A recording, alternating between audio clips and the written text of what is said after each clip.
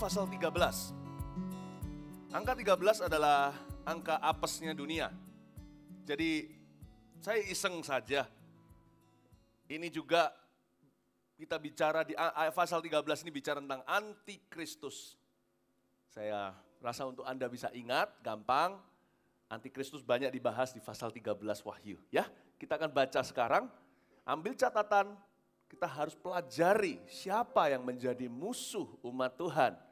Supaya kita jangan jatuh di dalam pencobaan. Supaya jangan kita masuk ke dalam perangkap. Wahyu 13 judulnya binatang yang keluar dari dalam laut. Kita baca ayat 1, lalu aku melihat seekor binatang keluar dari dalam laut. Bertanduk 10 dan berkepala 7. Di atas tanduk-tanduknya terdapat 10 mahkota. Dan pada kepalanya tertulis nama-nama hujat. Tunggu sebentar, saya jelaskan ayat 1. Binatang di sini bukan hewan, tetapi manusia. Manusia yang dirasuki oleh seluruh kerajaan setan. Ada satu orang nanti, tapi kita tidak akan pernah berjumpa dengannya.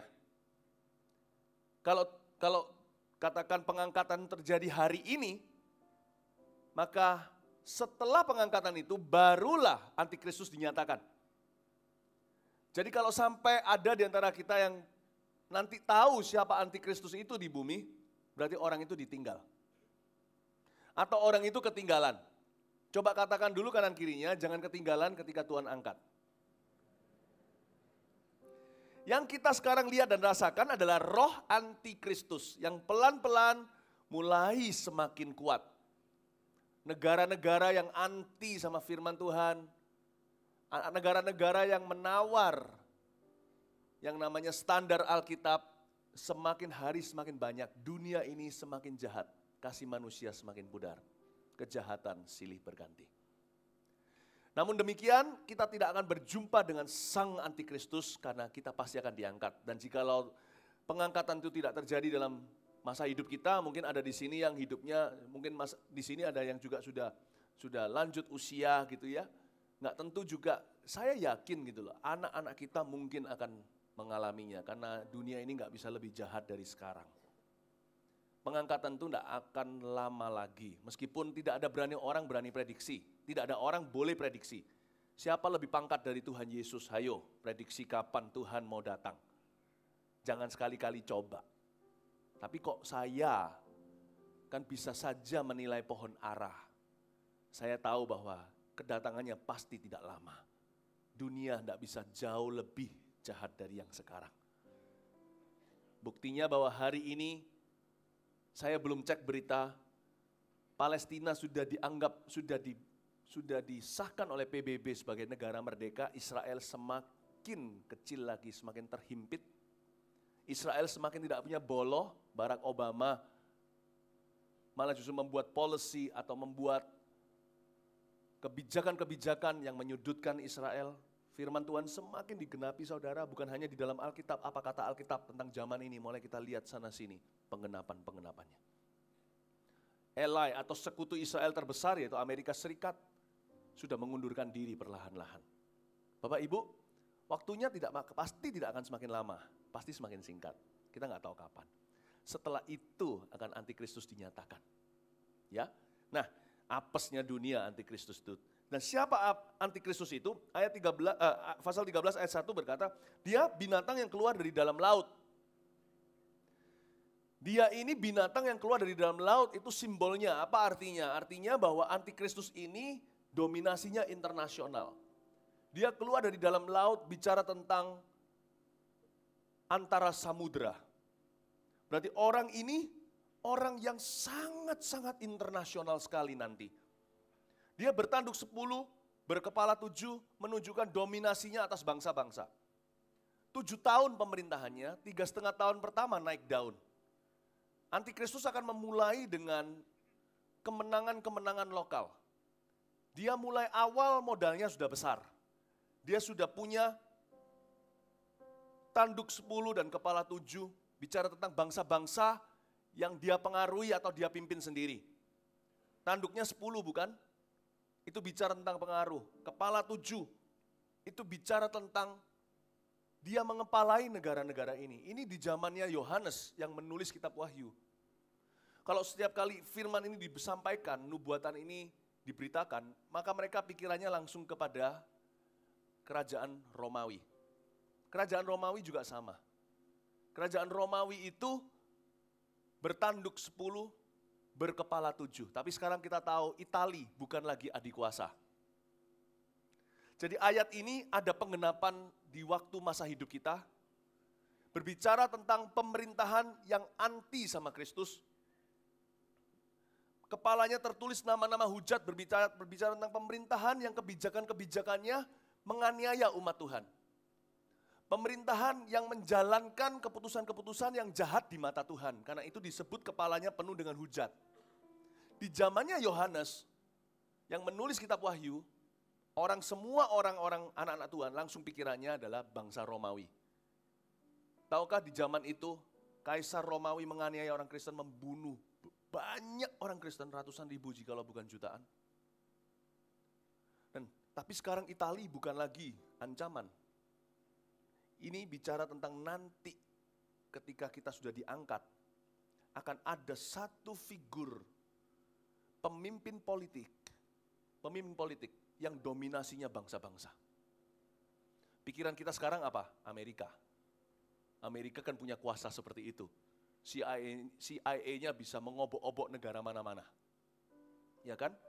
Nah, tapi jangan cepat-cepat konklusi dulu dah.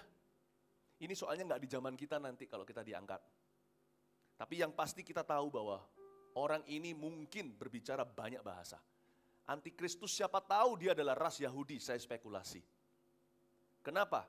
Karena dia yang merupakan antikristus pasti ingin menjadi semirip-mirip Kristus.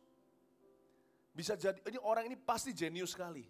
Bicara beberapa bahasa, mungkin bisa bahasa Rusia, bahasa Inggris, bahasa Jerman, siapa tahu, saya nggak tahu. Tapi orang ini pasti pinter sekali, jenius sekali. Dan di awal pemerintahannya 3,5 tahun pertama, dia akan naik down. Modalnya besar, tapi pemerintahannya betul-betul revival. 3,5 tahun terakhir, atau ronde kedua selama 7 tahun itu. Dia baru mengalami betul-betul luar biasa. Kalau Tuhan tidak memperpendek waktunya, dia memerintah lebih dari 7 tahun. Seluruh dunia mungkin mati dianiaya di bawah dia. Nah, kita sekarang lihat ayat 2. Binatang yang kulihat itu serupa dengan macan tutul. Macan tutul itu terkenal dengan apanya? Kecepatannya. Dan kakinya seperti kaki beruang. Beruang itu kuat sekali dan mulutnya seperti mulut singa. Aumannya mengerikan sekali. Dan naga itu bicara tentang Lucifer atau the devil atau si iblis, memberikan kepadanya kekuatannya dan bahkan tahtanya. Ini enggak main-main loh saudara-saudara. Tahtanya setan pun dikasih ke dia. Berarti setan itu begitu putus asa, dia mau gunakan manusia seperti Allah memakai manusia untuk kemuliaannya, setan akan memakai seorang manusia nanti untuk kemuliaannya pula.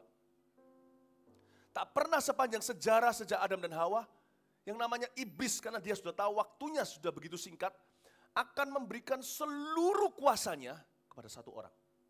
Sama seperti Bapa memberikan seluruh kuasanya kepada satu orang pula namanya Yesus. Berarti ya kalau setan sudah seputus asa ini, waktunya sudah dekat. Tatanya pun dikasih. Anda harus tahu satu hal nih, setan itu pelit. Murah hati itu sifatnya Kristus. Kalau setan kasih tahtanya, berarti dia sudah desperado. Dia putus asa. Ini kungfu terakhirnya untuk melawan Allah Maha Kuasa. Karena setan itu kan kepingin tahtanya Allah, karena itu dia jatuh dari sorga sebagai bintang yang jatuh, bukan? Menyeret sepertiga malaikat-malaikat. Kok sekarang dia bagikan tahtanya? Ini sangat-sangat so not Satan, so not iblis. Sangat-sangat bukan iblis sifatnya seperti ini.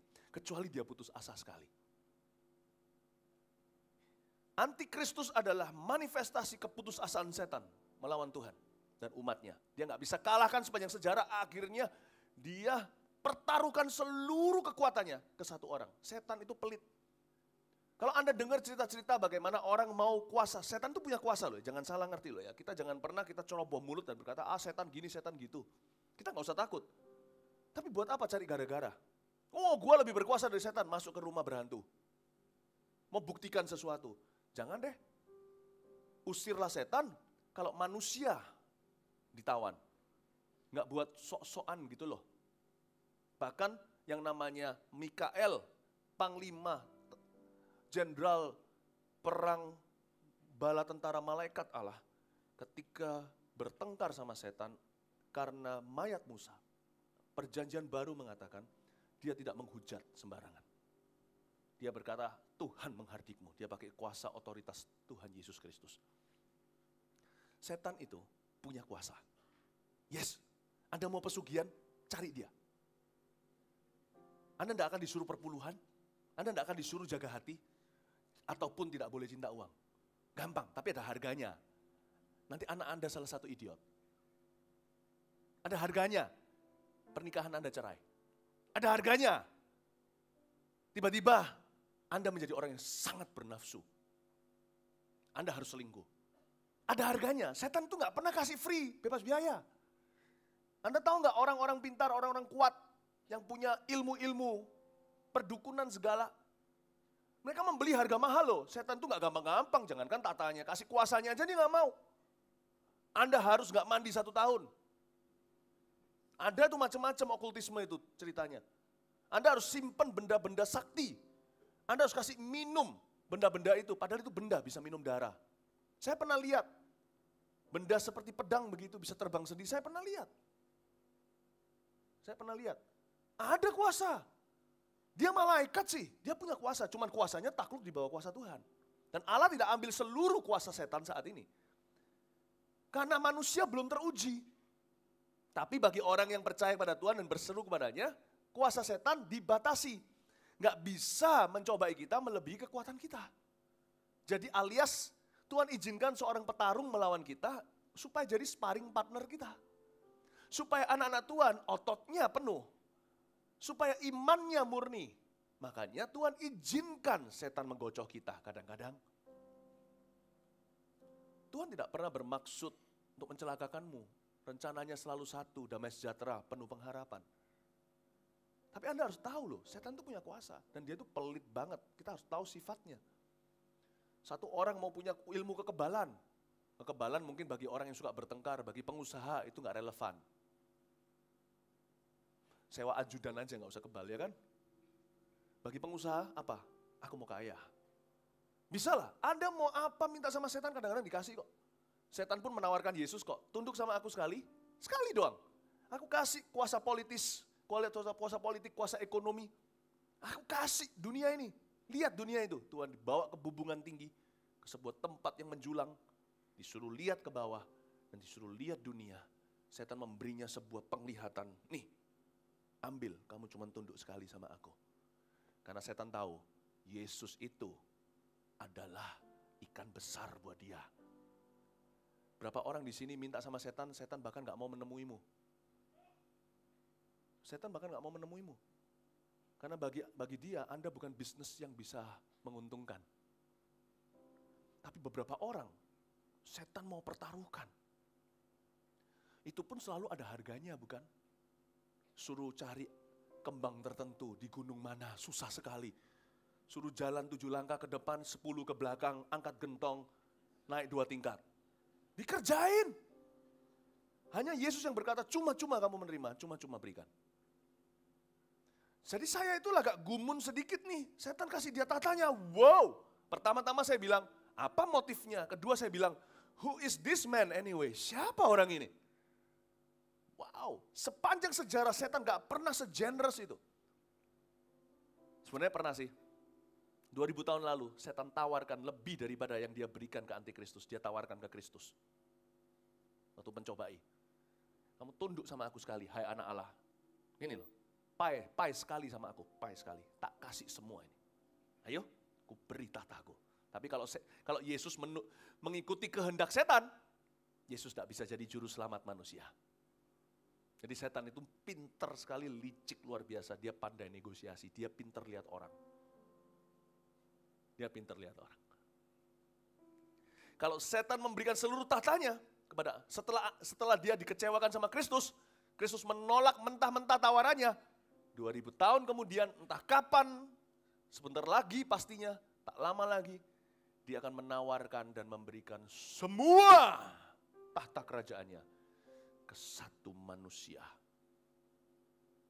yaitu Antikristus itu. Itulah sebabnya seluruh dunia takluk di bawah Antikristus nantinya. Bukan 3,5 tahun pertama, 3,5 tahun kedua hampir semua takluk sama Antikristus.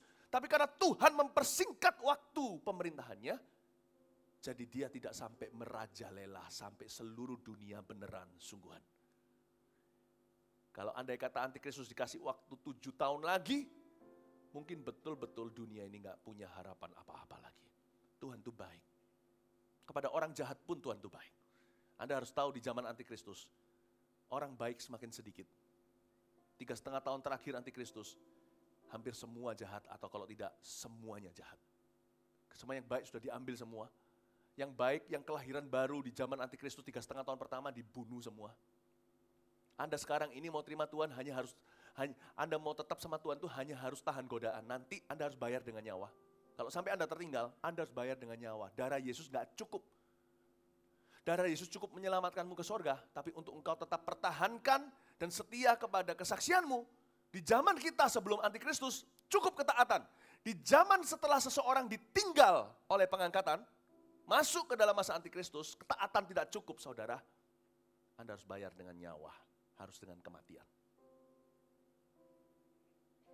Karena itu kalau sekarang di zaman seperti ini Anda bisa on and off, maju mundur sama Tuhan, tidak sungguh-sungguh, harapanmu tipis saudaraku. Kalau Anda ditinggal hari ini Tuhan datang menyebut kita di awan-awan, dunia gak kelihatan lalu masuk ke dalam zaman Antikristus, Anda tidak akan survive.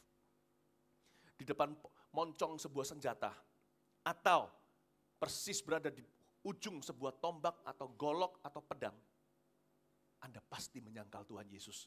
Ayo taruhan. Sekarang aja loh, gak sungguh-sungguh kok. Di zaman damai gak sungguh-sungguh. Di zaman di ujung pucuk senjata, sangkal Yesus atau mati ke kuburan, atau mati mengenaskan, saya yakin you will deny Christ. Engkau akan menyangkal Kristus. Karena itu jangan main-main.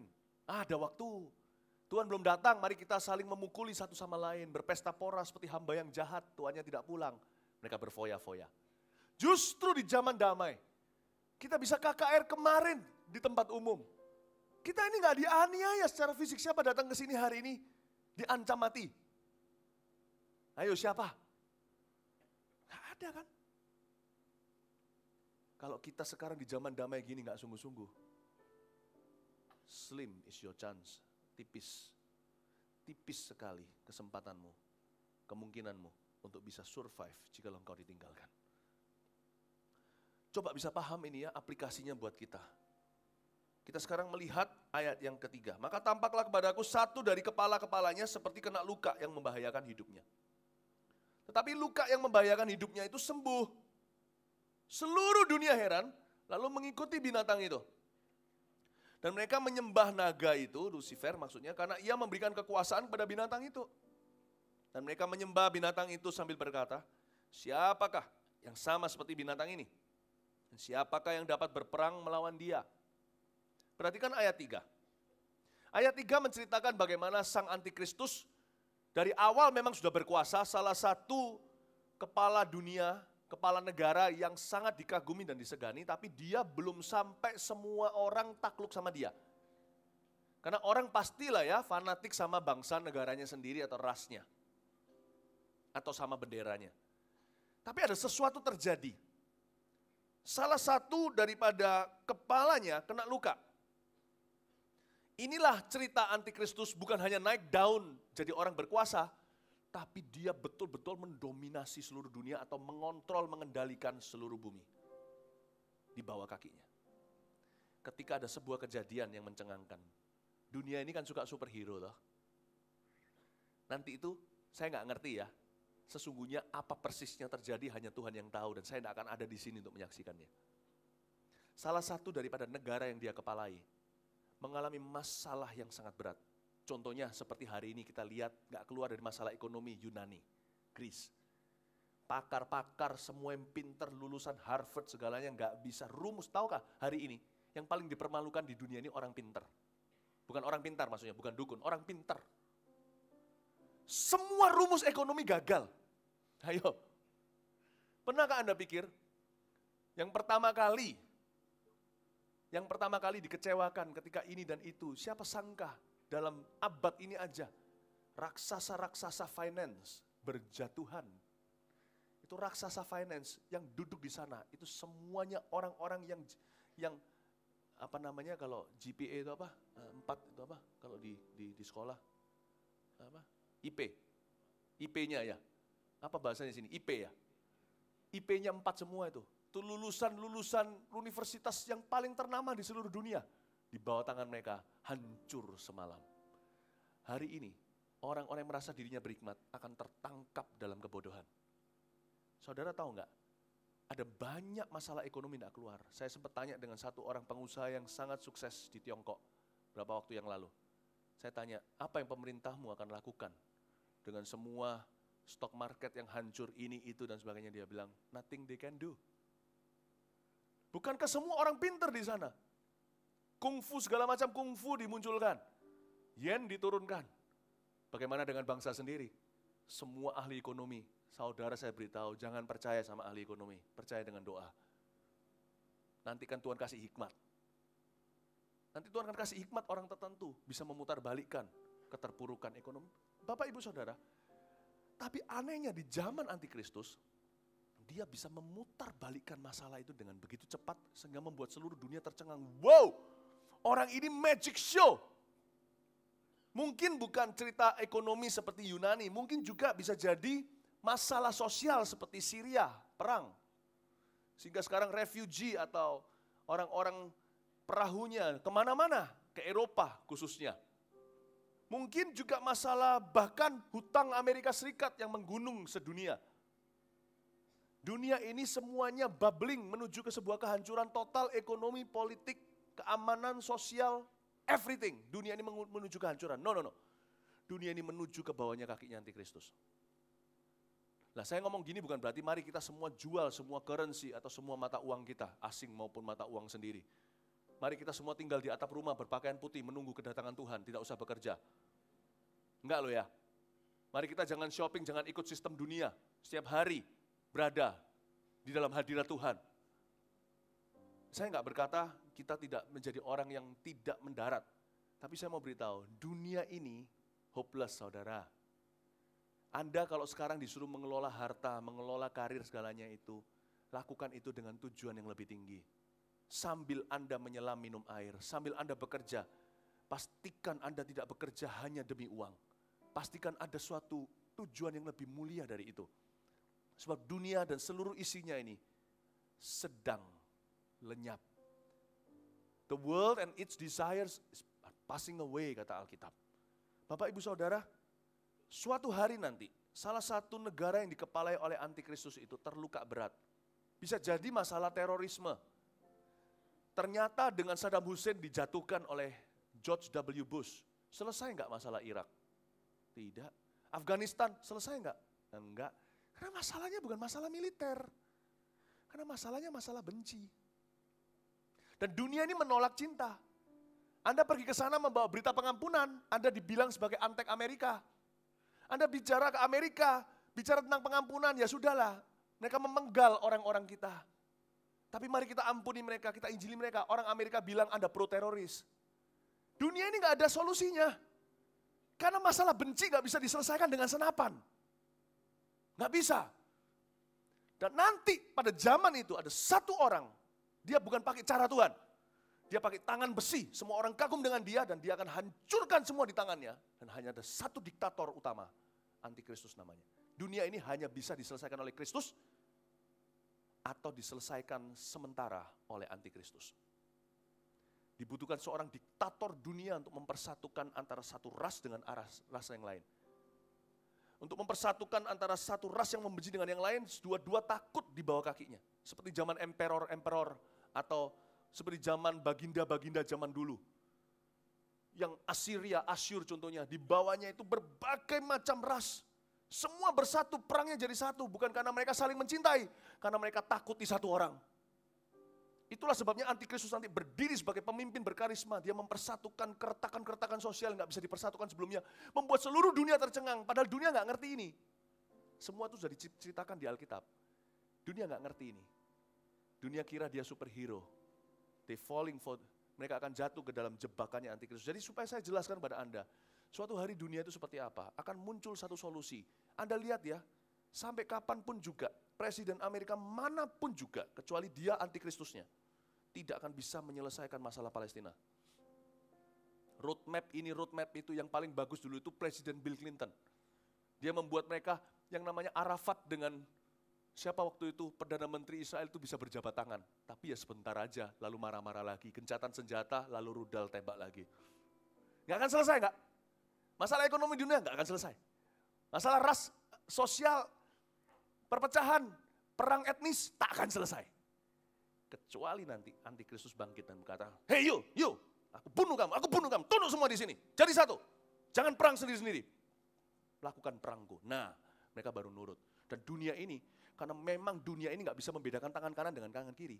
Dia nggak bisa membedain, ini real hero, atau ini pahlawan beneran, atau pahlawan, atau serigala berkedok domba. Dunia ini sekarang sudah agak juling, saudara. Tahu nggak siapa itu? Papanya Kardashian itu. Siapa namanya? Caitlyn. Siapa namanya? Siapa? Tahu nggak yang cowok jadi cewek itu loh? Ya, saya lupa namanya siapa itu ya. Bisa dikasih award, dianggap sebagai pahlawan. Cowok jadi cewek kok malah ditepuki tangan. Berani menampilkan dirinya sendiri. Dunia ini juling, saudara. Yang mereka sebut pahlawan, sebenarnya adalah pecundang. Yang mereka sebut pecundang, bayangin yang buat saya sedih adalah, Lady Di ketika meninggal, kurang lebih bersamaan dengan Mother Teresa. Dunia lebih meratapi Lady Diana daripada Mother Teresa. Dunia ini juling. Saya tidak mau berbicara gini kurang peka, apalagi untungnya saya ngomong gini di Indonesia, bukan di Inggris. Kalau di Inggris saya bisa mati. Lady Diana itu seorang yang tidak setia dengan wedding vow-nya. Seorang yang tidak setia dengan janji nikahnya, sumpah ke sorga. Dalam suka duka, till death do us part, sampai kematian memisahkan kita. Mother Teresa tidak kawin. Demi anak-anak yang mau mati kena AIDS. Waktu sama-sama meninggal dunia, dunia menangisi Lady Di. Bapak ibu saudara, dunia ini tidak akan pernah, karena dunia sudah memilih untuk juling, tidak mau kebenaran, maka sekarang orang Kristen dianiaya. Padahal kita yang memberitakan keselamatan mereka, memang harus demikian, aniaya harus ada, tapi celakalah mereka yang menganiaya. Tapi orang-orang dunia yang gak keruan, malah mereka sebut sebagai pahlawan. Karena kebodohan dunia inilah akhirnya Tuhan akan menyerahkan seluruh dunia jatuh ke dalam kebodohan ultimate, kebodohan tertinggi. Mereka akan mengeluhkan antikristus dan mereka akan menyesalinya nanti. Sama dengan Amerika yang dulu memilih Obama, sekarang semua menyesalinya. Paham maksud saya? Mereka akan mengeluhkan antikristus ketika kejadian di mana satu kepalanya luka lalu sembuh. Semua orang berkata, this is our hero. Negara-negara berkata, kami mau bekerja sama, taken kontrak dengan Anda. Kami menjadi milikmu. Kami jual jiwa kami kepadamu. Seluruh bangsa kami akan mengikutmu. Engkau bisa keluarkan Yunani, engkau bisa selesaikan Suriah, engkau bisa menyelesaikan hutang Amerika. Katakanlah dalam bahasa sekarang. Maka kami juga mau supaya Anda tolong kami. Padahal dari dulu ditawari oleh Kristus dengan ayat di kitab Tawarik. Carilah Tuhan, bertobatlah dari jalanmu yang salah. Mengakulah dosa, carilah wajahnya, dia akan mendengar dari sorga, mengampuni dosa kita, memulihkan bangsa kita. Itu ayat dijadikan tak ada harganya. Mereka akan serahkan ke tangan antikristus. Antikristus akan selesaikan masalahnya, lalu akan menggoreng mereka. Cerita dunia itu begitu. Jadi kita akan mengerti nanti suatu hari, akan ada sebuah keajaiban di dalam pemerintahan antikris. Entah itu ekonomi, entah apa, tidak ditulis di sini. Saya tidak mau spekulasi. Tapi akan ada sebuah keajaiban. Perputarbalikan keadaan yang membuat seluruh dunia tercengang dan berkata, wow, this is the world leader that we have waited for. Inilah pemimpin dunia, skala dunia yang telah kami nanti-nantikan. Ayat 5, dan kepada binatang itu diberikan mulut yang penuh kesombongan dan hujat. Kepadanya diberikan juga kuasa untuk melakukan 42 bulan lamanya. Sedikit tambahan penjelasan tentang antikristus. Antikristus selain seorang pemimpin politik, dia seorang orator yang sangat berkarisma. Kita pernah punya presiden yang oratornya, seorang orator yang berkarisma. Ya, namanya Presiden Soekarno. Saya pernah sekali dengar, meskipun beliau bukanlah seorang pengkhotbah Injil, bahkan bukan anak Tuhan. Dan saya mendengarkan oratornya, wow, cukup bangga ya. Ketika saya pernah menyaksikan sekali hitam putih, yang namanya presiden pertama kita berbicara di antara PBB, Persekutuan Bangsa-Bangsa, bicara dengan fasih, orator yang berkarisma sehingga seluruh dunia memuja-muja Indonesia zaman itu. Nah, yang ini kan dalam sejarah bangsa kita. Nanti di zamannya Antikristus akan muncul seorang pemimpin yang betul-betul lihai politiknya dan sangat-sangat magic hand, punya tangan Midas, jamahan emas. Apa yang dia pegang berubah jadi sesuatu yang luar biasa, dan plus ketambahan dia orator yang sempurna.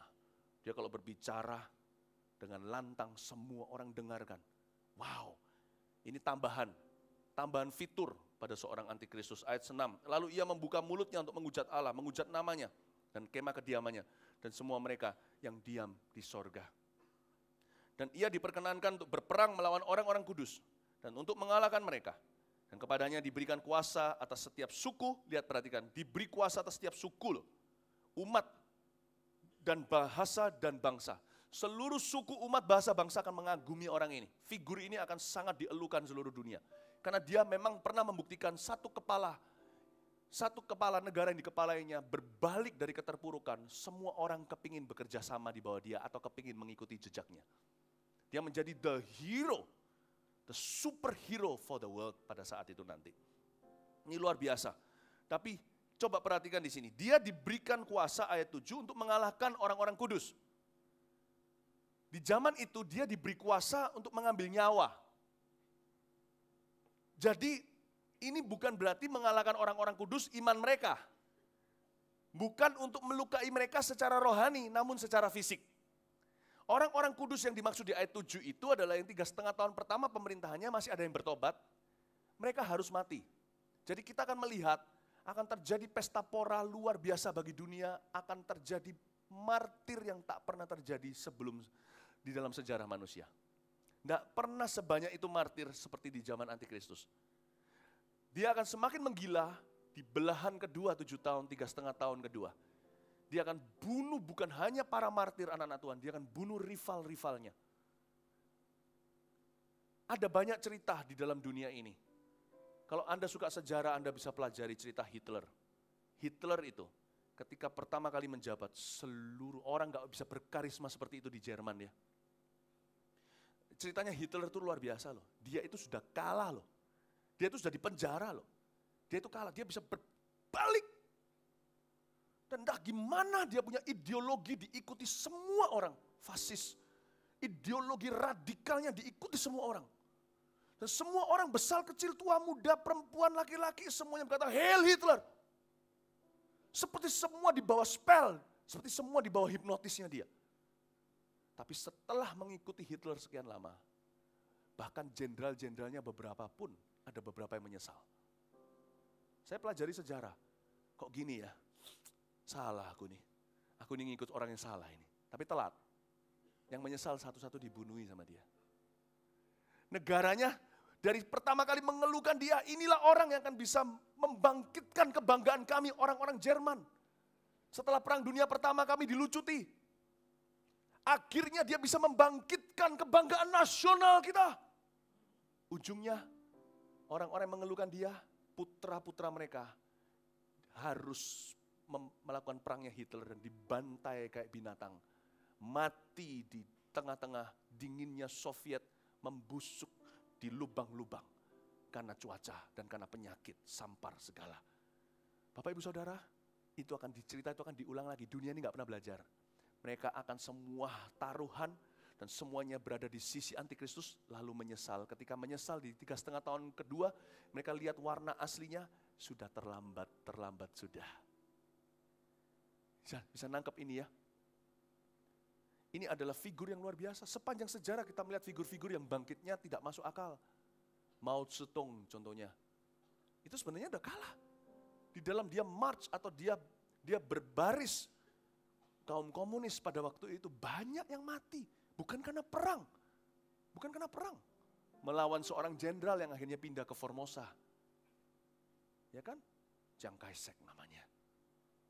Dia itu sebenarnya udah kalah tuh. Tapi tidak tahu kenapa. Yang namanya buku merah kecilnya itu Dongfang Hong Taiyang Shen Zhongguo Zhu Liao Ge Mao Zedong Ta Wei Ren Ming Wo Xin Fu. Saya nyanyi ini semua orang Tiongkok bilang, kamu itu umur berapa kok bisa nyanyi lagu-lagunya Mao Zedong? Anda yang tahu, Anda ngerti. Anda mungkin juga terkejut, Pastor Philip kok bisa nyanyi lagu itu? Dia cuma dengan propagandanya, gila. Mati berapa soldiersnya itu? Matinya kena penyakit, bukan kena tembak. Dia bisa bangkit, conquer China, menguasai seluruh China hingga komunis hari ini. Dan jenderal itu harus dilempar keluar untuk rebutan tanah dengan orang-orang aborigin di Formosa yang hari ini namanya Taiwan. Ada banyak cerita nggak masuk akal. Orang yang berbalik, kepala yang hancur, kepala yang sakit berbalik dan semua orang mengeluhkan dia. Dan hari ini banyak orang menderita di bawah tekanan komunisme. Andai kata mereka pilih lagi, mungkin mereka tidak akan pilih Mao Zedong. Percayalah saya. Bapak Ibu Saudara, kalau kita belajar sejarah ya, Alkitab ini make sense sekali. Waktu kita baca, wow ini diulang. Kenapa diulang? Kita bisa lihat. Karena kita dipenuhi Roh Kudus, hati kita dipenuhi kebenaran. Mereka nggak pernah belajar, orang dunia ini nggak pernah belajar. Nanti yang muncul terakhir itu, Mao Zedong di atas segala Mao Zedong, Hitler di atas segala Hitler, ini orang yang muncul nanti ini. Tak ada pemimpin atau politikus yang pernah ada seperti ini. Setan akan pertaruhkan segalanya di waktu 7 tahun saja. Gila, dan dunia akan ditipu besar-besaran. Ya, lu enggak mau gereja, gitulah kira-kira Tuhan bilang sama orang dunia, baik. Lu enggak mau Kristus, baik. Maka ku berimu antikristus. Apa yang kau inginkan kan? Aku ingin free. Aku ingin bebas dari Tuhan. Ku berikan kebebasan paling bebas dari Tuhan. Antikristus namanya. Dan kau akan teriak-teriak. Minta ampun terakhirnya. Kenapa aku pilih dia? Obama itu seorang orator yang luar biasa. Pada waktu dia dilantik saya dengar. Saya nyalakan CNN, saya dengar. Saya dengar full dia punya speech. Wow, saya kagum. Orang-orang Amerika semuanya memilih dia karena dia adalah orang hitam pertama. Semua simpatik. Orang putih pun demikian. Karena orang putih banyak yang simpatik dengan ketidakkesenjangan di antara dua ras itu di Amerika. Mereka semua pilih dia. Tanpa tahu ternyata hari ini dia promosikan gay right. Hari ini dia lakukan kerjasama dengan Iran. Dan sebagainya macam ini dan itu. Banyak orang menyesal, semua teman saya, 100 teman saya semuanya. Dari segala bidang pengusaha, dari filmmaker semuanya di Amerika semua 100 semuanya menyesal. Pernah pilih Obama. Saya tidak mau komentar, itu urusan politik saya tidak mau ikut. Cuman saya mau cerita sama jemaat sendiri aja. Tak ceritain nanti suatu hari, Bapak Ibu Saudara. Akan ada seorang orator yang sempurna, membuat semua orang tercengang dan dia membuktikan lewat magic hand-nya dia. Tapi semua orang akhirnya akan jatuh ke tangannya dan kuasanya dan menyesal nanti. Ketika menyesal 3,5 tahun terakhir, semua terlambat sudah, semua orang banyak yang mati. Tak pernah ada bencana seperti itu di zaman masa antikristus. Kita lihat ayat berikutnya. Ayat yang ke-8, dan semua orang yang diam di atas bumi akan menyembahnya. Yaitu setiap orang yang namanya tidak tertulis sejak dunia dijadikan di dalam kitab kehidupan. Dari anak domba yang telah disembelih. Ayat 8 bicara dengan jelas semua orang yang namanya tidak tertulis di dalam kitab kehidupan. Maksudnya setiap orang yang menolak Kristus, maupun setiap orang yang asal-asalan ikut Kristus, kalau enggak sekarang mati sebelum pengangkatan, kalau mati sebelum pengangkatan dia akan ketemu neraka, tapi kalau dia tidak diangkat ketinggalan, dia akan ketemu antikristus. Pilih saudaraku, kalau engkau enggak sungguh-sungguh ikut Kristus, kau enggak bisa netral. Tidak ada orang bisa berkata, aku setengah sama Kristus, Kristus tidak mau setengah. Siapa ikut aku harus membajak, tidak boleh noleh ke belakang. Kalau enggak gitu enggak layak buat kerajaanku. Anda tidak bisa pilih. Ini zaman edan, zaman gila. Anda kalau setengah dengan Kristus, Anda sudah milik setan sepenuhnya. Simple. Nggak bisa setengah. Buat pilihanmu hari ini. Anda tidak bisa berdiri netral, tidak ada non-blok di dalam peperangan rohani. Ini sudah zaman terakhir, akhir zaman. Kita bukan hanya akhir zaman, kita sudah berada di dalam akhir zaman. Kalau Anda tidak sungguh-sungguh dengan Tuhan, Anda sudah milik setan. Sorry to say, it's the truth. It's the truth.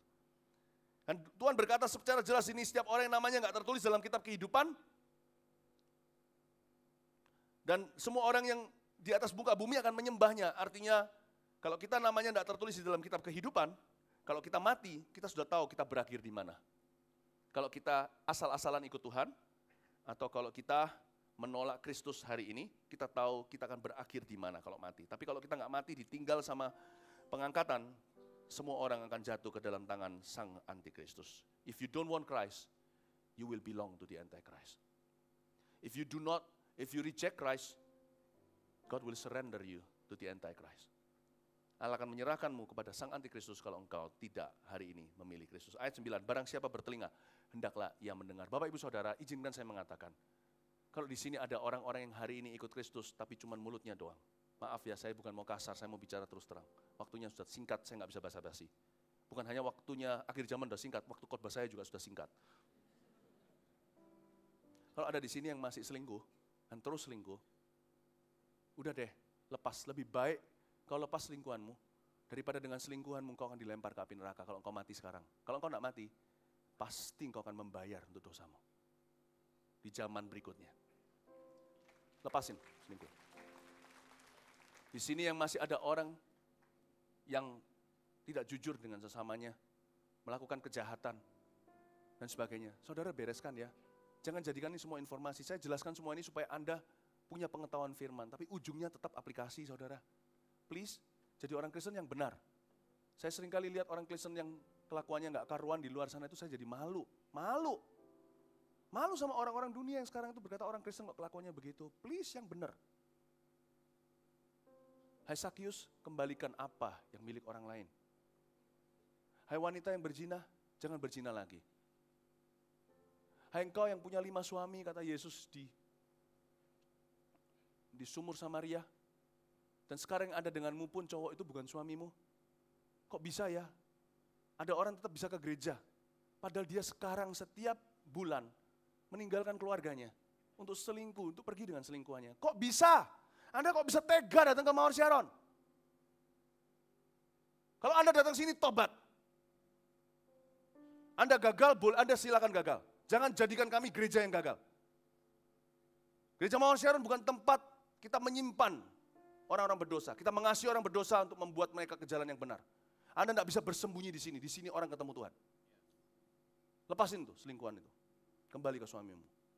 Go back to your husband. Go back to your children. Saya tidak peduli perpuluhanmu. I don't care. Take your dirty money with you. Ambillah uang kotormu itu denganmu. Jangan kasih ke rumah ini dan mencemari. I don't care. This church, gereja ini berdiri bukan karena your money dan juga bukan karena for your money. Gereja ini berdiri bukan karena uang seseorang dan bukan demi uang seseorang. Gereja ini berdiri demi kebenaran. Barang siapa bertelinga, hendaklah ia mendengar. Saya sekarang khotbahin ini Anda, bukan ini Anda. Sekalipun banyak pengetahuan di sini supaya Anda tahu bahwa Alkitab itu make sense sekali secara sejarah. Sejarah akan diulang saudara, tapi akan diakhiri juga oleh Tuhan. Karena manusia nggak belajar, pasti harus ketemu sandungannya. Meskipun saya ajarkan pengetahuan, tujuan khotbah saya ini adalah telinga. Masuk ke sini, ubah kelakuan. Ayat 10, barang siapa ditentukan untuk ditawan, ia akan ditawan. Barang siapa ditemukan, tentukan untuk dibunuh dengan pedang, ia harus dibunuh dengan pedang. Yang penting di sini ialah ketabahan dan iman orang-orang kudus. Dan Bapak Ibu Saudara yang hari ini dalam kesusahan, kesukaran apapun, ekonomi, rumah tangga, jangan jatuh ke dalam perangkap setan. Ayat 10 berkata yang penting adalah ketabahan dan iman orang kudus. Jangan jatuh ke dalam jebakan setan, yaitu apa? Yaitu meninggalkan Tuhan di saat semuanya segala sesuatu menjadi susah di hidupmu. Yang penting di hidupmu adalah ketabahan dan iman. Kalau Anda sudah melakukan kebenaran, saya kemarin ditanya sama satu orang, minggu lalu nih, saya ditanya sama satu jemaat. Dia kena kanker, beliau kena kanker. Lalu pasangannya berkata seperti ini, itu karena kamu nyembah Yesus. Emangnya Yesus bisa kasih kamu apa? Pernah enggak kita dengar orang gitu? Ikut Tuhan kok kita malah justru kita ngalami pukulan, ngalami pencobaan. Saya beritahu Bapak Ibu Saudara, yang penting di sini iman dan ketabahan. Ikut Tuhan tidak ada garansi Anda akan kaya. Bahkan tidak ada garansi Anda akan sehat. Kita boleh percaya, harus dong. Kita harus imani, harus dong. Kalau sakit nggak usah diimani, pasti sakit. Jadi kalau saya suruh orang doain orang yang sakit, saya nggak akan doain supaya dia mati, karena nggak usah didoain pasti mati. Ngapain bertele-tele? Kalau orang mau saya doain, atau kalau saya mau doain orang, saya doakan sembuh, karena itu janji Tuhan.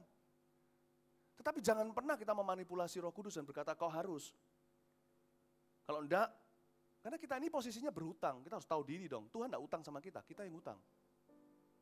Maksud saya gini loh, enggak ada garansi ikut Tuhan. Kalau takaran ikut Tuhan itu pasti kaya, pasti sempurna hidupnya. Nah berarti Anda bisa lihat di luar sana banyak orang-orang koruptor-koruptor yang kayanya bukan main, saudara. Kayanya luar biasa dan duit orang semua, bukan duitnya dia. Berarti Tuhan berkenan dong sama dia. Dia bisa punya mobil 5, berarti Tuhan berkenan dong, rumahnya ada 7. Enggak loh. Saya beritahu, kalau kita ikut Yesus, namun kita sengsara seumur hidup seperti Ayub, tetap ikut Yesus, yang penting iman dan ketabahan. Karena ikut Yesus itu kebenaran dan jalan keselamatan. Lebih baik saya jadi orang miskin, punya sedikit tapi benar, daripada jadi orang kaya, tapi melakukan kejahatan. Itu yang dimaksudkan, lebih baik aku makan remah-remah roti, tapi punya hubungan dengan Tuhan, daripada aku punya pabrik roti, tipu kanan kiri. Bapak Ibu Saudara, yang penting iman dan ketabahan di sini. Saya beritahu sama ibu itu, ibu jangan dengarkan pasangan Anda, doakan malahan. Siapa bilang? Karena dia bilang gini, padahal pasangannya mungkin juga pernah ke gereja. Mungkin kecewa sama gereja. Pasangannya berkata begitu, itu karena kamu nyembah Tuhan Yesus. Ngapain? Kan sama dengan Ayub tuh. Ayub menderita lalu apa kata istrinya? Ngapain kamu saleh sama Tuhan? Kutuki dia aja, lihat dia berikan apa sama kamu. Saudara-saudara, kalau kita sakit seumur hidup, kalau kita miskin seumur hidup, kalau kita mengalami pencobaan seumur hidup, jangan mengeluh. Karena Yesus tidak harus memberikan apa-apa selain keselamatanmu. Karena itu jangan kau bangga karena setan takluk kepadamu. Tapi karena namamu tertulis dalam kitab kehidupan. Saya waktu lutut saya mengalami sesuatu, saya nggak ngeluh. Saya nggak berkata, saya ini pembicara FKA kok, kau izinkan. Saya enggak. Saya berdoa. Saya terus berdoa agar kesembuhan saya, dan puji Tuhan banyak orang yang mendoakan kesembuhan lutut saya hingga hari ini saya bisa kuat di NYC, saya bisa lompat-lompat. Nggak ada masalah, nggak bengkak sama sekali. Tapi andai kata, omong kosong, kalau saya tetap seperti ini bahkan kaki saya patah. Saya enggak berhak kutuki Tuhan. Namanya Philip Mantova ini bisa diterima ke sorga aja, orang sampah kayak saya ini sudah kamsia-kamsia. Siapa Anda kira diri Anda? Siapa saya kira diri saya? Sehingga Tuhan harus buat kasih kita ini itu. Emangnya Tuhan hutang sama kita? Enggak, yang penting ketabahan. Kalau ikut sama Tuhan itu harus murni. Yang penting iman dan ketabahan. Amin Bapak Ibu Saudara. Ya, jangan pernah berkata kalau aku ikut Yesus, Yesus harus berikan aku ini dan itu. Dan jangan pernah nginjil dengan cara begitu. Ayo ikut Tuhan, ayo pindah dari agamamu. Kenapa? Ikut sini loh ada berkat. Jangan pernah gitu. Anda bukan sedang menobatkan orang, Anda sedang memberi visa kepada orang-orang greedy atau serakah masuk ke dalam gereja Tuhan. Kalau Anda beritakan Injil, beritakan karena Yesus mati bagi dia satu-satunya jalan ke sorga, dia satu-satunya pengampunan dosa. Udah itu aja, embel-embel lainnya, bonus semuanya, nanti aja taunya. Amin Bapak Ibu Saudara. Kita lihat berikutnya binatang yang keluar dari dalam bumi. Saya sudah mau selesai ayat 11. Dan aku melihat seekor binatang yang keluar dari dalam bumi. Ini binatang lain. Dan bertanduk 2. Sama seperti anak domba. Dan ia berbicara seperti seekor naga. Ayat 11. Binatang yang keluar dari dalam bumi ini bukan antikristus tapi asistennya. Ini adalah yang disebut di Alkitab sebagai nabi palsu. Kenapa disebut dia dari dalam bumi? Nabi palsu adalah seorang figur bukan politik, tapi figur religius. Sangat ironis, karena dunia sekarang ini ateis. Religion atau agama tidak lagi trendy di dunia ini. Oke, namanya agama itu sudah, dunia ini punya pikiran negatif. Karena agama, kenapa lebih banyak orang ateis? Karena orang berpikiran karena agama banyak terjadi kekerasan. Karena dunia ini sekarang nafasnya lebih ateis. Eropa itu dulu religius sekali. Sekarang ateis banget. Mereka tidak percaya ada Tuhan. Dunia ini sedang seperti itu. Indonesia juga sama. Hanya karena takut saja sebenarnya Indonesia ini nggak religius. Coba pergi ke Jakarta, sekuler semua orang-orangnya. Kelihatannya kalau di depan umum religius, itu hanya untuk pencitraan. Nanti lihat malamnya, copot semua yang namanya busana religius segalanya kadang-kadang. Kita melihat orang-orang party mati-matian. Dugem segala di ibu kota kita. Indonesia sebenarnya sekuler, cuman karena masih ada rasa sungkan dan takut karena negara kita itu berasaskan Pancasila. Dunia ini nafasnya udah ateis, karena mereka sudah trauma dengan agama. Tapi aneh di zaman antikristus nanti, dunia akan kembali religius. Karena akan ada revivalistnya, nabi palsu itu. Nabi palsu di sini, dia dari dalam bumi, bertanduk dua sama seperti anak domba, berarti dia adalah figur rohani, ya. Dan dia juga berbicara seperti seekor naga, artinya dia adalah seorang pengkhotbah yang sangat diurapi, tanda kutip, oleh setan. Dan dia berasal dari sebuah agama yang sudah ada di dunia ini, jangan kita pikir agama mana, itu bukan urusan kita. Jangan tunjuk agama mana, jangan-jangan keluar dari kemah Kristen sendiri. Karena di zamannya orang-orang, zamannya Yohanes, mereka berpikiran Romawi, Itali. Itali itu bahkan agama yang mirip dengan agama kita sendiri. You never know mereka dari agama mana munculnya. Tapi nabi palsu akan dari dalam bumi. Artinya dia dari sebuah agama yang sudah ada, lalu dia akan tiadakan agama-agama, bangun agama baru. Itu yang terjadi nanti menurut firman Tuhan ayat 12. Dan seluruh kuasa binatang yang pertama itu dijalankannya di depan matanya. Ia menyebabkan seluruh bumi dan semua penghuninya menyembah binatang pertama yang luka parahnya telah sembuh. Dia akan memulai agama baru pada zaman itu. Dan ia mengadakan tanda-tanda yang dahsyat. Bahkan ia menurunkan api dari langit ke bumi di depan mata semua orang. Ia menyesatkan mereka yang diam di bumi dengan tanda-tanda yang telah diberikan kepadanya untuk dilakukannya di depan mata binatang itu. Dan ia menyuruh mereka yang diam di bumi supaya mereka mendirikan patung untuk menghormati binatang yang luka oleh pedang, namun yang tetap hidup itu. Dari ayat sampai ayat 14 kita baca, misi dari nabi palsu adalah membangun sebuah agama baru dan membuat seluruh dunia menyembah sang antikristus dan sang naga. Ini seperti trinitas yang tidak suci. Allah Bapa, Putra, Roh Kudus yang kita kenal di sisi kita, nanti akan ditiru oleh mereka. Bapa seperti si naga yang memberi segalanya, antikristus seperti Kristus, nabi palsu seperti Roh Kudus. Ya, ini palsuannya. Misinya satu, Roh Kudus juga untuk menegakkan Yesus. Maka nabi palsu juga untuk menegakkan antikristus. Dan dia akan punya banyak mujizat. Kadang-kadang kalau saya lihat di film-film, beberapa itu trik.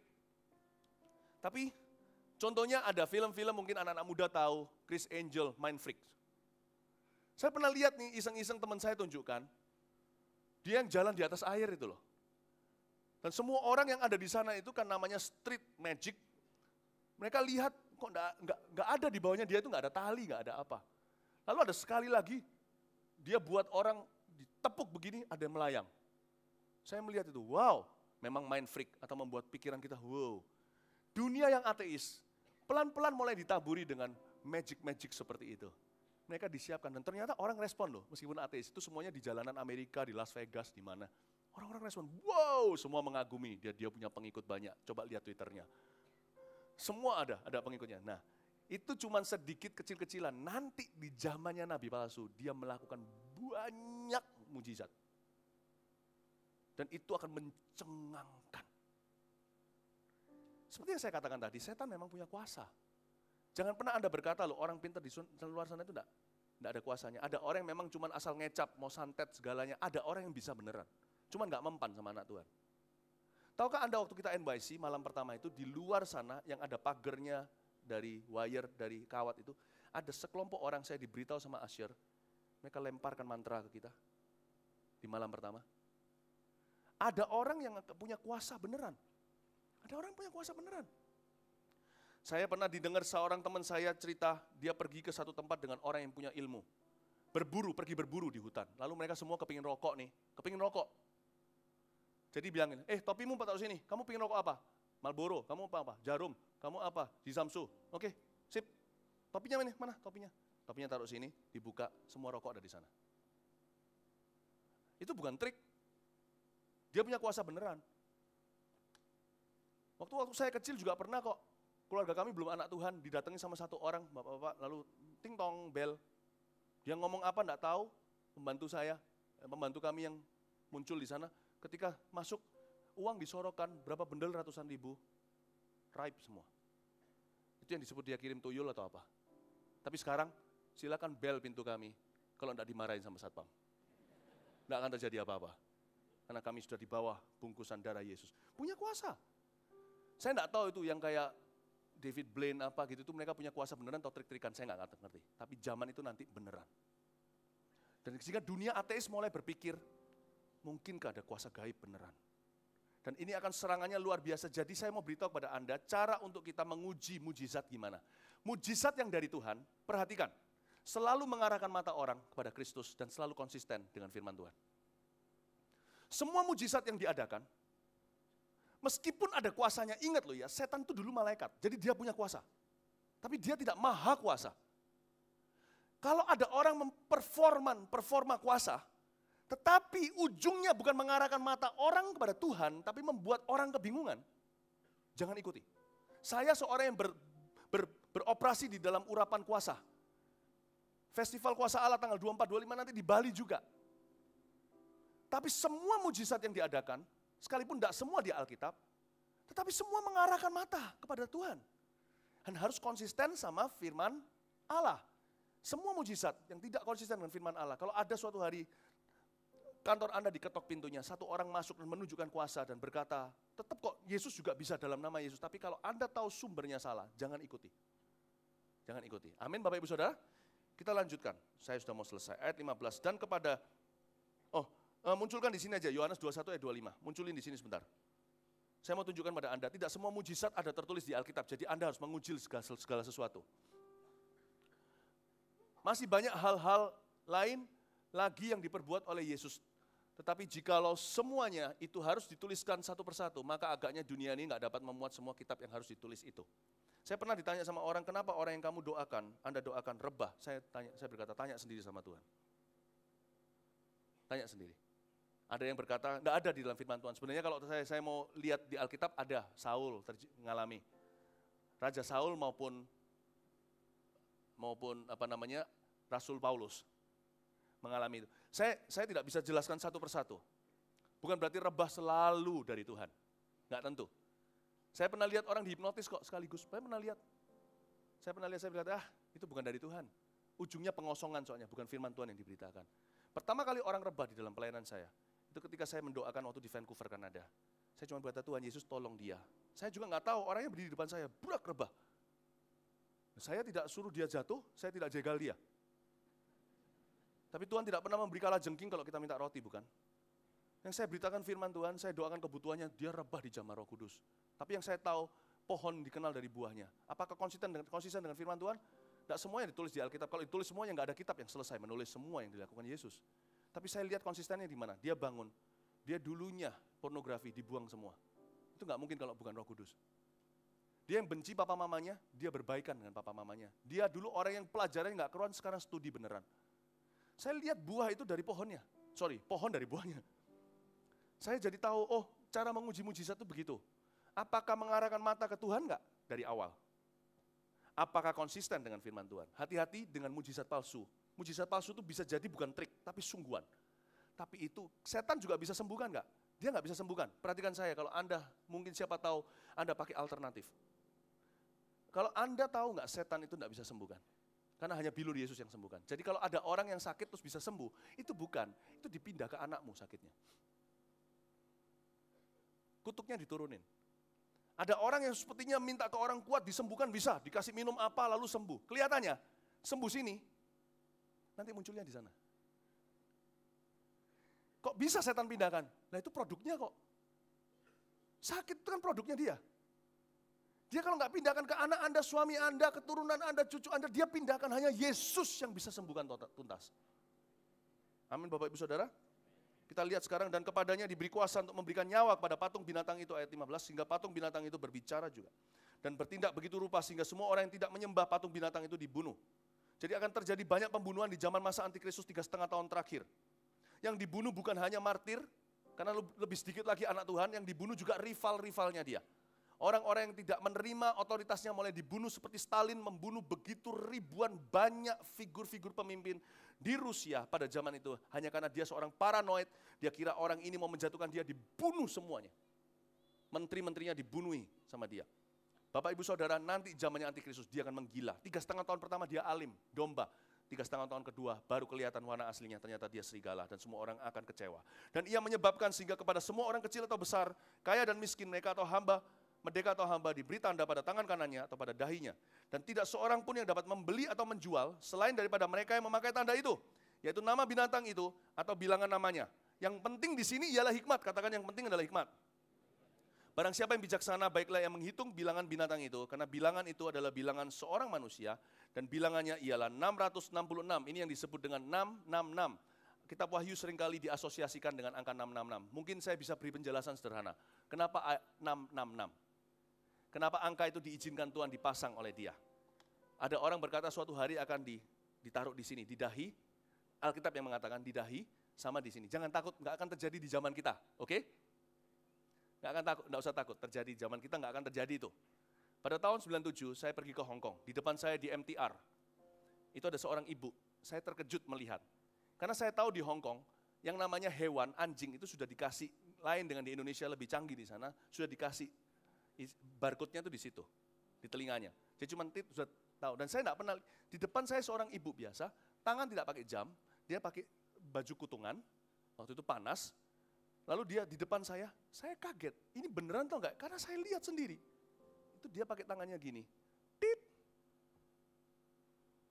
Saya bukannya dengar orang ngomong apa, saya lihat sendiri udah, saya bilang sama istri saya lah, itu kok tahun 97, sorry, tahun berapa itu ya, 99 atau berapa. Saya lihat, tit gitu, loh saya lihatin lagi, saya ikuti ibu itu, semoga dia nggak lapor polisi, saya lihatin tangannya, ada apanya di tangannya, apa mungkin sudah ada ya, kata orang sekarang lagi dibikin tapi takut infeksi nanti di dalam sini, I don't know, tapi pasti tidak di zaman kita. Kenapa 666? 666 adalah angka, Anda tahu nggak kalau Anda mau beli barang, berapa harganya? Ini harganya murah, 99.990.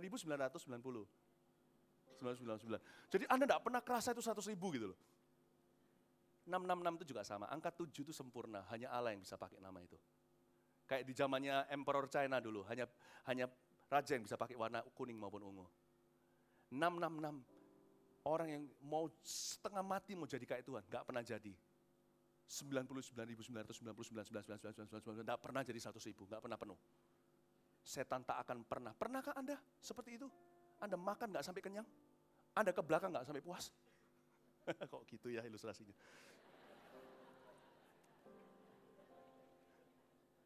Setan juga tidak akan melampiaskan, memuaskan. Allah akan menolong kita. Kita tidak akan. Bapak Ibu Saudara, saya ditanya sama orang, Pak Philip, apakah saya tidak boleh pakai kredit card? Yang penting adalah hikmat. Alkitab berkata di sini, tidak seorang pun bisa membeli menjual pada saat itu loh ya. Saat mereka memakai tanda itu, ada orang berkata, saya takut pakai kredit card, barcode itu semuanya itu setan. Wah, jangan beli baju kalau gitu. Yang penting hikmat, katakan yang penting hikmat. Roma 12 ayat 1-2 munculkan di sini sebagai terakhir, lalu saya selesai, lalu kita doa berkat. Roma 12 ayat 1-2. Karena itu saudara-saudara, demi kemurahan Allah, aku menasihatkan kamu supaya kamu mempersembahkan tubuhmu sebagai persembahan yang hidup, yang kudus, dan yang berkenan kepada Allah. Itu adalah ibadahmu yang sejati, ayat 2. Janganlah kamu menjadi serupa dengan dunia. Ini dia. Tetapi berubahlah oleh pembaruan budimu, sehingga kamu dapat membedakan mana kehendak Allah, apa yang baik, apa yang berkenan kepada Allah, dan apa yang sempurna. Tidak semua sistem dunia sekarang bisa kita aplikasikan, tapi jangan semua dibuang, karena dunia masih ada banyak baiknya. Oke? Jadi, Bapak Ibu Saudara jangan curiga segala sesuatu, meskipun kita harus skeptis. Segala sesuatu harus diuji, jangan ikut-ikutan semuanya. Hari ini, semakin banyak hal yang nggak boleh kita ikuti di dunia ini. Apapun harus kita pertimbangkan dulu. Kalau contohnya, dulu saya tinggal di Vancouver, Kanada. Tapi sekarang di sana sudah legal marijuana. Tahukah Anda, saya sedih untuk tahu bahwa di Kanada tempat saya dibesarkan, waktu saya studi di sana, sekarang marijuana sudah oke. Anda bisa masuk ke sebuah tempat, kedai kopi namanya di sana, itu bukan kopi yang dijual. Saya nggak tahu benar nggak, saya dengar dari teman saya, Eropa sudah lama. Hanya karena diluluskan oleh peraturan, oleh negara, Anda tidak boleh jadi serupa dengan dunia. Anda harus uji dengan pembaharuan akal budi. Lewat firman Tuhan tiap hari, Anda harus tahu sekalipun pemerintah udah oke, nggak tentu itu oke buat Anda. Dunia ini semakin banyak ngawurnya, tapi nggak semuanya jelek juga. Jadi Anda yang harus punya hikmat. Tapi nanti di zamannya antikristus, matilah. Kalau kita ketinggalan, kita nggak bisa bahkan jualan, beli pun nggak mampu, nggak mungkin. Karena pada saat itu, barcode-nya bukan di mana-mana, tapi di tubuhmu. Untung kita diangkat, saudara. Saya nggak tahu gimana ya, mereka keluar teknologi sehingga nggak infeksi, I don't know. Tapi tahun 99 itu mengiang di sini saya lihat ibu itu yang tangannya bisa tit. Sedangkan saya pakai kartu Octopus yang namanya untuk MRT itu. Dia kok bisa begitu, saya nggak lihat dari mana itu. Mungkin saya salah lihat kali. Atau mungkin sebuah penglihatan untuk suatu hari nanti begitu. I don't know. Tapi Bapak Ibu nggak usah takut pakai kredit card atau barcode. Kecuali Anda harus mawas diri memakainya, jangan pakai kebanyakan. Sekarang hutang kredit kan banyak. Nggak punya uang, bayar ini pakai kredit card, lalu terlilit hutang nggak bisa bayar. Pokoknya bayar bunga aja setengah mati. Bapak Ibu Saudara, nggak usah takut, nggak usah segala sesuatu dicurigai. Nanti ini, barcode-nya nih 666 nggak. Anda beli baju, barcode-nya terakhirnya ada 666, nggak dibeli. Usah, sekarang masih banyak baiknya. Cuman izinkan saya mengatakan bahwa kita harus hati-hati. Roma 1:2 berkata, Roma 12 ayat 1 dan 2, kita harus menguji segala perkara. Amin Bapak Ibu Saudara. Tidak semua movie juga bisa disaksikan. Saya itu kalau mau menyaksikan film itu selalu lihat previewnya dulu. Ada baiknya ya Bapak Ibu, termasuk kalau Anda tidak bawa anak. Kalau Anda mau menyaksikan film, baca previewnya. 2 kali saya nggak baca preview. Sekali dulu saya lihat karena ada satu orang Asia yang main di situ, Jecho. Namanya itu yang Green Hornet atau apa. Saya pergi masuk sama istri saya, masuk ke dalam. Saya sudah beli karcis premier waktu itu, udah mahal-mahal. Nyaksikan, wah dalamnya bahasa Ibrania misuh terus. Saya lihat, waduh ini nggak benar. Tapi saya sedih loh, di dalam premier itu saya lihat ada bapak ibu yang bawa anaknya kecil-kecil, lihat Jecho itu. Saya sama istri saya, 10 menit nggak tahan kita keluar dari premier. Saya bilang, yang kita keluar aja yuk, makan-makan aja daripada buang waktu gini, aku nggak bisa lihat wajahmu. Dia juga bilang, iya. Padahal kita sama-sama nggak suka karena misuh terus. Aduh, nggak tahan. Kita bukan berarti semua yang ditulisannya PG-13 apa itu uji sendiri deh. Jangan percaya dengan kritikus movie atau jangan percayalah. Lalu terakhir saya nonton satu malam-malam, saya sama istri saya keluar, anak-anak sudah tidur, saya beritahu, ayo kita jalan-jalan yuk, kita perlu waktu kencan, kita pergi cari, lihat itu loh satu orang, yang dulu jadi James Bond, dulu siapa namanya itu, yang cowok itu, yang banyak orang cewek-cewek yang suka ganteng, namanya siapa, Englishman itu. Saya masuk, juga sama 5 menit saya berkata, ayo kita pakai bahasa Ibrani metu. Nyesel aku, udah beli, udah datang, tapi I was having fun dengan istri saya pergi hanya ngemper makan di mana malam-malam. Saya beritahu sama Anda, tidak semua yang dunia itu Anda harus uji dewek, uji sendiri. Jangan percaya kritikus, jangan percaya orang-orang kolumnis, jangan percaya, uji sendiri pakai firman. Standar dunia ini semakin beda sama kita. Amin Bapak Ibu Saudara. Tapi silakan pakai kredit card Anda, tapi harus hati-hati, jangan sembarangan. Mari kita semua bangkit berdiri, kasih tepuk tangan untuk Tuhan. Terima kasih Bapa di dalam sorga, terima kasih untuk kasih-Mu, Engkau hari ini bicara banyak hikmat dalam hati kami. Hari ini kami belajar sejarah, belajar hikmat, belajar bijaksana. Kami minta supaya Tuhan membuat keluarga besar Jemaat Gereja Mawar Siaran ini menjadi semakin sungguh-sungguh, semakin kudus, semakin suci dalam segala sesuatu. Hamba berdoa di dalam nama Yesus bagi yang masih punya extramarital affair, atau yang masih punya hubungan di luar nikah, baik sebelum nikah atau di luar nikah saat ini, bukan dengan istri atau suaminya. Hamba berdoa, hamba kok terbeban untuk doakan ini. Tuhan Yesus buat hati mereka berbalik kepada Tuhan hari ini. Di masa damai tidak berbalik, apalagi di masa nanti. Ya Tuhan, hamba tidak mau kami tidak mau satu pun jemaat di sini tertinggal. Tak mau satu pun di jemaat di sini ya Tuhan Yesus ditinggal oleh pengangkatan. Kami berdoa di dalam nama Tuhan Yesus ya Tuhan. Hamba berdoa kalau Tuhan angkat kami, terjadi pengangkatan di udara hari ini. 100% yang di Jalan Cempaka ini dulu, termasuk yang di satelit. Kami kosong, tidak ada sama sekali. Kami berdoa kalau sampai diangkat, Mawar Siaran kosong, ludes sama sekali karena diangkat semua, tidak ada yang ketinggalan. Di dalam nama Yesus, hamba berdoa untuk keselamatan keluarga kami yang belum dalam Tuhan. Hamba berdoa agar di tahun ini ya Tuhan, kami akan memberitakan Injil dan bersaksi kepada mereka. Terima kasih Roh Kudus, jamah kami. Nyanyikan satu lagu, kita doa berkat. Praise the Lord. Thank you Jesus, haleluya. Mari kita materaikan firman yang kita terima. Come on. Thank you, Jesus. Thank you, Father. Mari kita angkat tangan kita sama-sama katakan, hanya Kau yang ku cinta. Hanya Kau Tuhan Raja.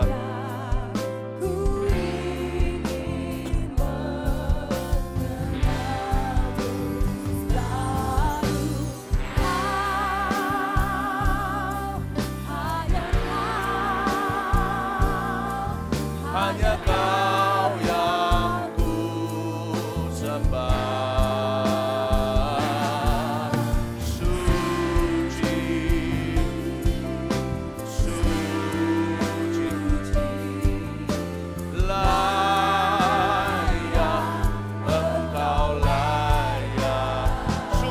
cinta Kau. Mari kita perbaharui janji setia kita kepada Tuhan.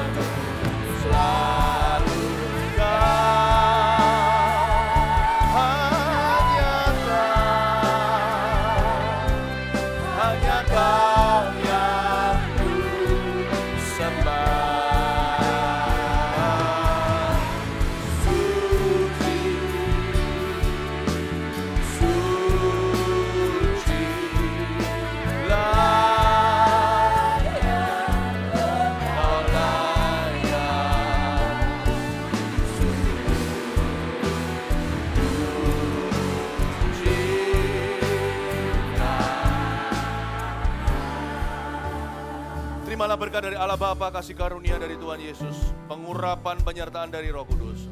Maranatha, Yesus datanglah, persiapkan jemaat-Mu dalam segala aspek kehidupan mereka, agar mereka berkenan kepada Allah kudus dan persembahan yang hidup selalu tiap hari. Terima kasih Tuhan, biar jemaat pulang membawa berkat di dalam nama Yesus. Amin. God bless you, selamat pagi.